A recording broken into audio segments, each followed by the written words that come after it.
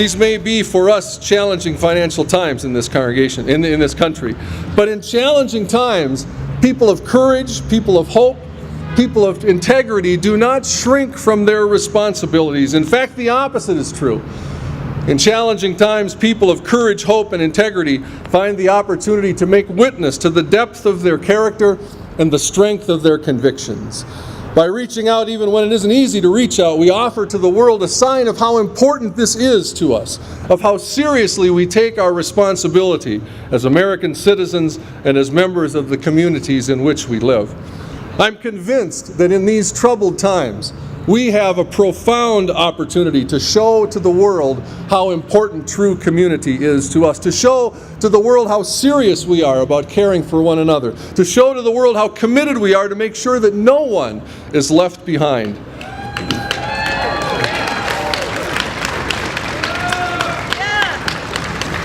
This is an opportunity for us to show to the world how intent we are that nobody suffers because they cannot afford to receive the care of a doctor or of a nurse or of a physician's assistant or an x-ray technician or a psychiatrist or any other healthcare provider. So while some will say that this is no time to be making a significant commitment to put our healthcare house in order, we know differently, don't we? We know that it's more important now than ever to make sure that every citizen of this land, especially the most vulnerable among us, have access to quality health care services. The character of a community is revealed by how it extends itself for the well-being of all, especially in perhaps the most challenging of times. Colorado is my adopted home. I grew up in Minnesota. I'll never live there again. It was the winters that chased me away. I love it here in Colorado. I love how we can have a snowstorm on Monday and be golfing on Thursday. You sure can't beat that. In Minnesota, that deep freeze can set in at Christmas and things don't even thaw until Easter. But in Minnesota, the demanding weather that they have endured for generations has had a unique impact on how communities have developed. In Minnesota, it isn't easy to live in isolation in a winter. In the early days, it was impossible. You needed a neighbor to help push a car or a cart out of a snowbank or clear snow off the front sidewalk. You need a neighbor now and then to help bring in some firewood or to unfreeze a water line. In those harsh winters, my Minnesota neighbors learned both how to lean on one another and how to be a leaning post for each other in need. This dynamic has had a powerful and a lasting impact on the people I grew up around. Their selfless love for one another shaped those small communities in important ways, and they do indeed care for each other through the thick and through the thin of it. Those who settled here in Colorado long before most of us knew that as well. They survived the rigors of the frontier largely by their ability to lean on one another and to be for each other one another's strength. That's what it means to be community in the richest sense of the term.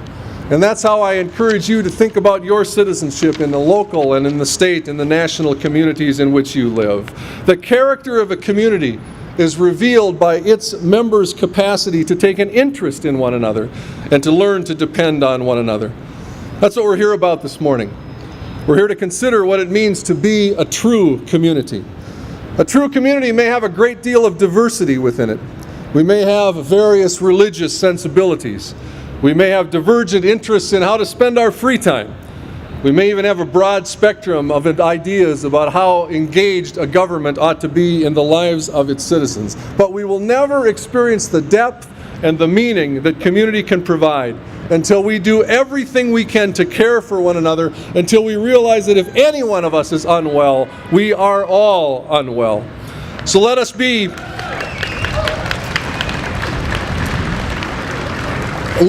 a community of depth and character. Let us be a community committed to see that every member has what he or she needs to be well in this world. Let us be a community in which quality medical care is available to every single person who needs it. The character of a community is revealed by how it cares for the most vulnerable ones in its midst. May the character of our community reveal that we are a people of courage and of hope and integrity who insist that in terms of medical care, nobody is left behind. Thank you very much.